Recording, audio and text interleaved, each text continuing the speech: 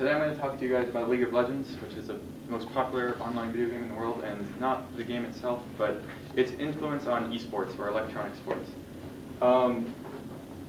So I'm not going to explain to you how to play, but basically just a quick knowledge that in League of Legends there's 2 teams of 5 players, and their goal is to win.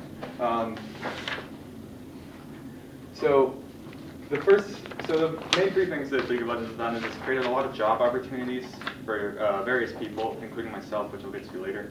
On top of that, it's created good communities of people that are really nice to interact with. You meet a lot of people online. And lastly, it's the growth of League of Legends itself has grown other video games' popularity as well. So let's see if this actually works. Neat. The first job opportunity, of course, is actually being a professional player.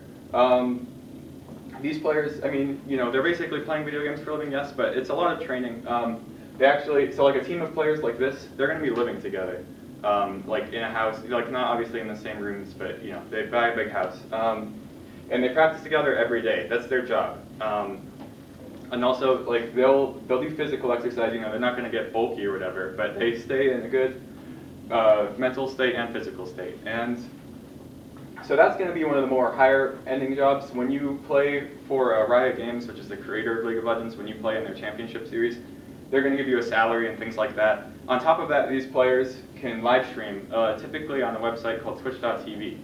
What that website is it allows you to broadcast your own video game playing. And you get lots of viewers. Some of these players here will average 20,000 viewers every time they stream. And so that revenue, combined with things like sponsors and getting the salary from this, they can make 6 figures a year. So then the next most obvious job is going to be being like a shoutcaster or an analyst. So these people, they'll talk about play-by-plays in the games, and then after and before games, they're also going to discuss what they think is going to happen and things that could have been corrected. So these are going to be more niche because you can only have so many, and especially analysts, you're only going to have those at really big tournaments. But shoutcaster is one of my friends, CJ. I met him. He shoutcasts. I don't know how much he gets paid, but he practices it. He shoutcasts for college games that maybe only have 100 viewers, but it's still really neat. I personally have been involved in esports, or not involved, but I've been watching esports since the summer of 2011 when the first World Championships happened for League of Legends. And then in the summer of 2012, I actually wrote articles about the math and just related it to esports for League of Legends. Unfortunately, I wasn't able to do that simultaneously with school. It was a lot of work, but so that it's kind of interesting. I got really involved in the community, and a lot of my people, like my boss, when I was doing that, lived in New Zealand at the time. Like you interact with them a lot, but never face to face, of course. So the community is definitely really interesting. This is the Staples Center. In the Season 3 World Championships, the finals were held in the Staples Center. The Staples Center, I don't know if you know what that is. It's like it's a basketball court typically.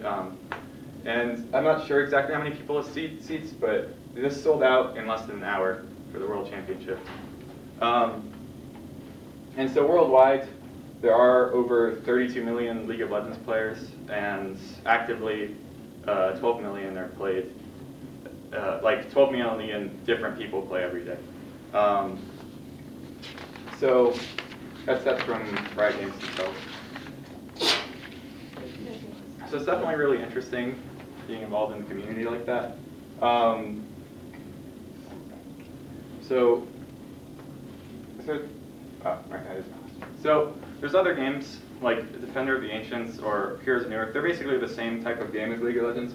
And those ones, some of those even started out before League of Legends did. But when you grow up with something like this, you start getting involved in other games. Like some of these, this is personally, like this stadium was dedicated to League of Legends. But sometimes you go to a tournament and they're holding 4 different games as League of Legends, or 4 different games as tournaments at the same time. So people walk around, they go to different ones, and they start getting involved. And we see professional players even move from game to game. And so I'm not saying you should play League of Legends or something like that, but I've definitely found it really interesting over the years, and it's definitely been one of the biggest parts of my life in the last 4 years. You were done?